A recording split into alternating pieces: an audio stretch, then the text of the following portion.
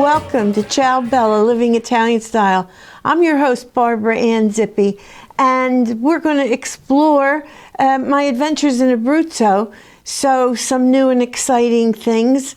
We're going to see what New Year's Eve looks like around the meal table, followed by the celebration in the town. And then we're also going to see a little bit of a St. Anthony's festival, talk about that happens at the beginning of the year in January over there. And then we're going to wrap it up with the Band of Rascals, which is a great group of musicians from around Italy. Exciting for you to hear their music. In the meantime, if you stay around till the end, we have a giveaway. So we'll show you the giveaway at the end. And if you're our first viewer that responds in an email, like a recent one that we did a show and we were giving away a Ciao Bella Living Italian Style shopping bag. And much to our surprise, the woman who won it comes from Radnor, right in the heart of where we tape this show, Radnor, Pennsylvania. So she'll be receiving the shopping bag. So if you want to see what we're giving away next, fast forward to the end or listen to the show because we have an exciting one coming up for you today. This is the town my family's from, Loreto Abruzzo, and this is what where I live when I'm going there. And one of those little ancient houses is where I spent New Year's Eve 2023. And I brought you some of those pictures that you can see. Breakfast in Italy is not eggs or pancakes or any of those delicious things that we have here, but a cappuccino and a cornetta. And I showed you some beautiful pictures because this one here is nicely decorated. You always get a glass of water too with that. This one here was the other side of the cornetta.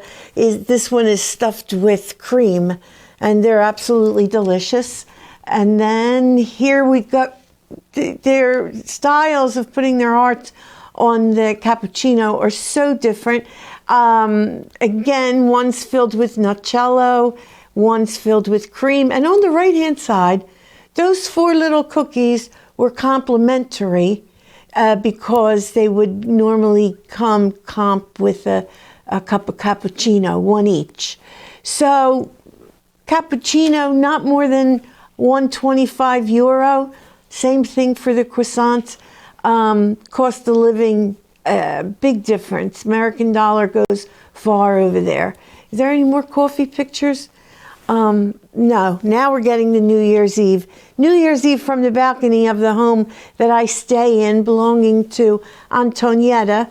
And there's fireworks in the background. And this is we're walking out to the balcony from this picture with the crowd that was there for New Year's Eve dinner. And you can see 3 sets of fireworks in this picture, and then this one has a 4th. It was great because from the balcony we saw all the other towns' fireworks displays, and then you're going to see our hometown. This is the other view from the balcony is the fireworks in Loreto Abruzzo. You know, the town got a new mayor last May, Renato Marietti, and he's done such a fabulous job with things in the town.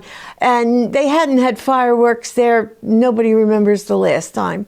But they were just beautiful. And right down the street from where we live. So that was cool. And then you can hear the sounds. This is the video that I shot because it was just so pretty. That's a restaurant down the bottom of the hill. They don't have many regulations on fireworks like we do in the United States. I know when we do the Wildwood fireworks, it's always by the big beaches or the barges. And believe me, these are hilltop villages, and they did a beautiful job, but without much regulation, I would say. You can see part of the balcony where I am. Balconies are small over there, not like the big balconies that we have off of our condos down at the shore. These are modest. And again, that's the village of Loreto Abruzzo in Abruzzo, Italy. Now here's our treats for New Year's Eve dinner. This, my cousin homemade, beautiful pie, and you can see a slice of the inside, is the cheese and the meat pies that you do. This is salmon. Interesting point with salmon appetizers. They use salmon appetizer like that, and the spread on the bread was butter. So Philadelphia cream cheese is very popular in Italy. They use it for many dishes. And so I made the version of spreading not butter, but cream cheese with capers, a little bit of onion, and the salmon.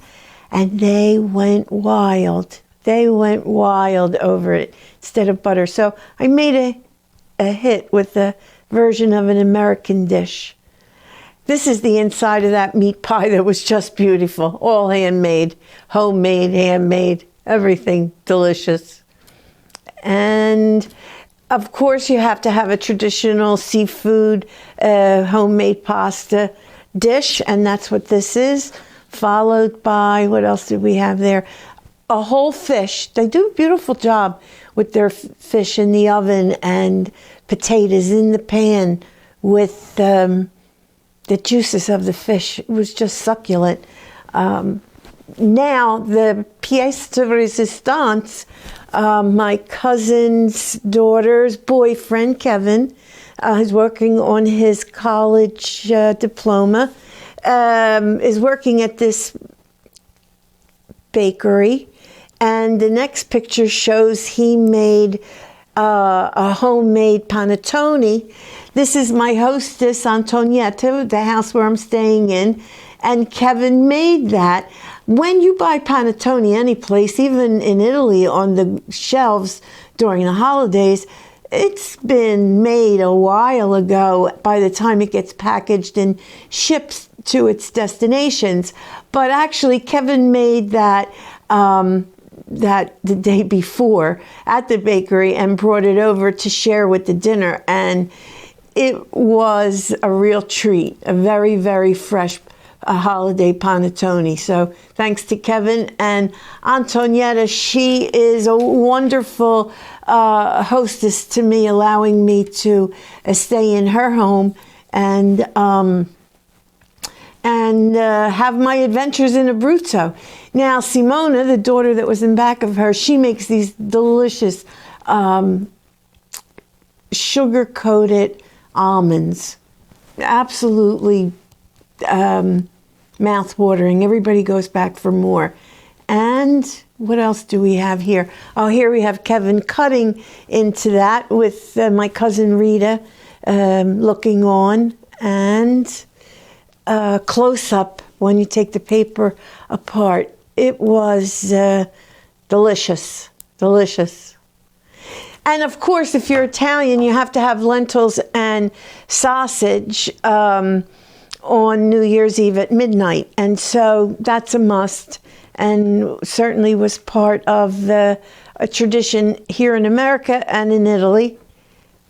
And then this goes to the St. Anthony's Festival. St. Anthony's Festival, there's a couple different dates for St. Anthony's, and the one in January is celebrated big in Italy.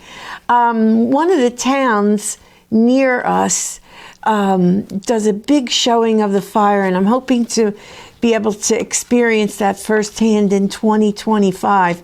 But right now, in Loreto Abruzzo, every year, there's this little church that you're going to see pictures of. It's so tiny. It only has one mass a day, 8 o'clock in the morning, and it's not very big at all, but it's beautiful. And they always have a St. Anthony festival outside where they give out tamales and wine, porchetta sandwiches. They have music, and it's followed by a parade statue of St. Anthony through the streets of Loreto Abruzzo, which I didn't realize I put on Facebook Live, and I didn't save it to share it with you. So in the meantime, it's the ancient part of the town called the historic medieval section. And this band was marching all through the town from in the streets of the town, ends up here and plays. The people gather outside the little church that you're seeing. My apologies on the video. And the church is going to come up on your left. When we have a little bit more of a close-up, you'll see the priest outside this little tiny church. And then I have some still pictures for you to see the inside of the church. So this is this church of Sant'Antonio in the village of Loreto Abruzzo. And in the future, I will bring you the play that happens right outside. The little houses on the left, they're giving out the porchetta sandwiches, tamales, and a little bit of wine. And it was a beautiful January night. Beautiful January night. And I think here's the pictures inside where the church, where those chairs are. That is the wall on the right and the left. It is just a thin little church. And there you could go. There's columns on the right, but there's nothing behind those columns. It's walls. But it is a magnificent piece. You know, some of these churches were affected by the earthquake that happened in L'Aquila years ago, and they're just starting to be used again. And here is a traditional tarali, that's how you spell it, for St. Anthony's. And the prices in the euros are a lot different than they are here in the United States for a tarali. Over there, it's €1.20. It's almost dollar for dollar, the United States. But ours is a little weaker at the moment. You might get 95 cents on a dollar, or, you know, hope not 82 cents. And here's a picture of coming up. These are 3 different versions of tamales, and we have different versions here. Your family may have their own version that you made. I have to dig up an old video I did of my mother and her 2 sister-in-laws making tamales. That was a lot of fun. Next, this is a really special time that I had here. Before we get into that, can I go into a couple different announcements? Number 1, this announcement is for any of your Italian language teachers out there, or students if you're taking Italian lessons. One of the things I found that really helped me learn my Italian was picking up the circulars and reading them while I was in Italy. So I decided to bring some home. And if you're a teacher and you have classes that you're teaching in Italian, or you're a student that you want to bring these into class, drop me an email, Ciao Bella, Living Italian Style @gmail.com. Tell me that you watch the show. Of course, it's the only place I'm making the offer anyway. And I will pay the postage, and I will send you a few of our circulars that I brought home, and you can share them with your Italian language classes and have some fun with that. Second thing is, if you're going to Rome, you know, this is going to be a busy travel year. 2024 is supposed to be the heaviest travel year that we've had since COVID and even before COVID. And the number 1 destination is always Italy. So many of you will be stopping in Rome. There's a secret hidden behind 3 coins in a fountain, the Trevi Fountain, that you always go visit. Anybody that goes to Italy has to throw 3 coins in that fountain. When you do, around the side of the fountain is an underground tour of the fountain. And if you go into the March 2024 issue of ItalianAmericanHerald.com, you can see the feature on underneath the Trevi Fountain, and for a very low admission charge, when you're in Rome during that visit, you can stop by and see the underground exhibit. It's only opened in recent years, and it's a wonder. I was down there and super impressed with it. Then another thing, that if you want to get caught up on some local news in the Abruzzo area, this is the local monthly newspaper, much like our Italian American Herald here in the U.S., and comes out once a month. lacerba.com online, and you can read all about it. And in this particular issue, I found another cousin that I'm related to, who just recently was elected to a city government position, and I'm looking forward to getting to know her on one of my future visits. So before we get to our close, which I have to tell you about, I told you that we'll be doing a giveaway. And if you're the first person to send an email to Ciao Bella Living Italian Style, you will receive this Abruzzo tea towel. And it's really cool because it names some of the cities like Teramo, Castelli. It gives you the 4 provinces: L'Aquila, Teramo, Pescara, and Chieti.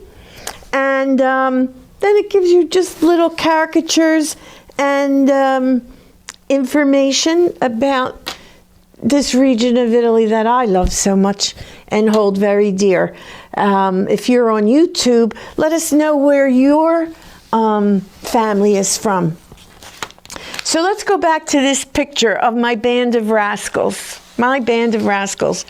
My cousin, I don't know if I can identify him here in the monitor, but Roaldo Acevati, my cousin, took me to the reunion of his folk musician friends from Lazio, which is the region for Rome.